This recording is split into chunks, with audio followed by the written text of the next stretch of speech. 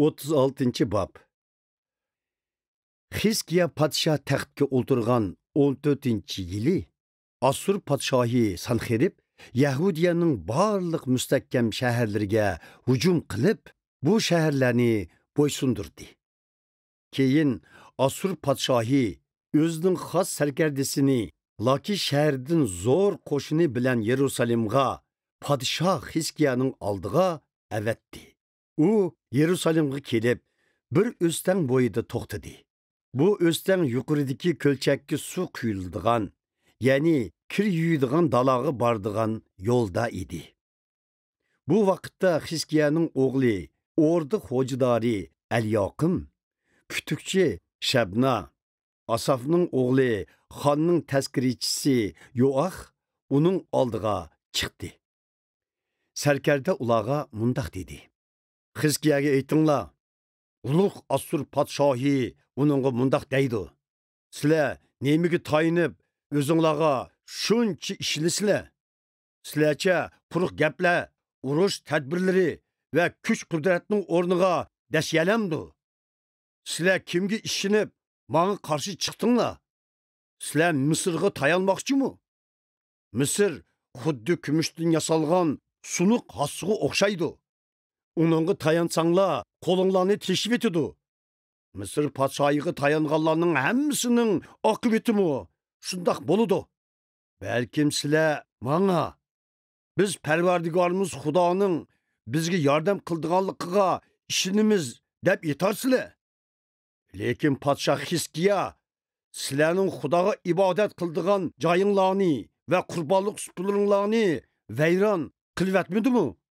Podshoh Hiskiya Yerusalim xalqi va barliq Yahudiya xalqiga Xudoga faqat Yerusalimdagi mushu qurbonlik supsizlar ibodat qilishga bo'ldiganligini aytmaganmidi? Sarkarda yana mundaq dedi: Kelinglar, biz xo'jayinim Assur podshohining nomi bilan qo'l bog'lashayli. Biz sizlarga 2000 ot beramiz. Qani, sizlar 2000 chavandoz tepib beqinglarchu. Sizlar Misrning jang harvulari va chavandozlari yordamga kelgan taqdirdimi, xo'jayinimning qo'l ostidagi eng kichik qo'shinini mag'lub qila olamsizlar? Mening bu zaminni vayron qilishim Parvardigorning irodasi bilan bo'lgan emasmi? Parvardigor o'zi menga Yahudiya zaminiga hujum qilib, u ya'ni vayron qil deb buyurgan. Al-Yoqim, Shabna va Yo'axlar Assur sarkardasiga mundaq dedi: Taqsir, bizga aromiy tilida so'zlang.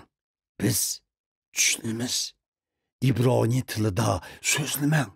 Sepil ustidagilar anlab qolmasin. Sarkarda javob berib: Xo'jayinim meni bu so'zlarni faqat sizlar bilan podshohinglarga aytib berishga avatgani yo'q. Sepil ustidagilargimi bu gaplarni anglasin. Agar biz bu shaharni qamal qilsak, ularmu sizlarga o'xshash po'qini yeb, suydikini ichidi, dedi.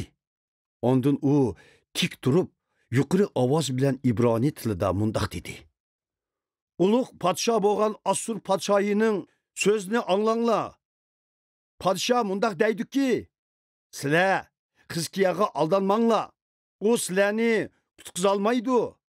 Hiskiyaning sizlarni Parvardigorga ishonishga da'vat qilib, Parvardigor bizni qutqizdi. U bu shaharni Assur podshohiga tashlab bermaydi degan so'zlarga aldanmanglar. Hiskiyaning gapini anglamanglar. Men Assur podshohi sizlarni men bilan tinchlik kelishimi tuzishga, menga bo'ysunishga da'vat qilaman. Agar shunday qilsanglar, sizlar o'z beg'inglarning uzumlarini va anjurlarini yeyalaysizlar. O'z quduqinglarning suyini ichalaysizlar.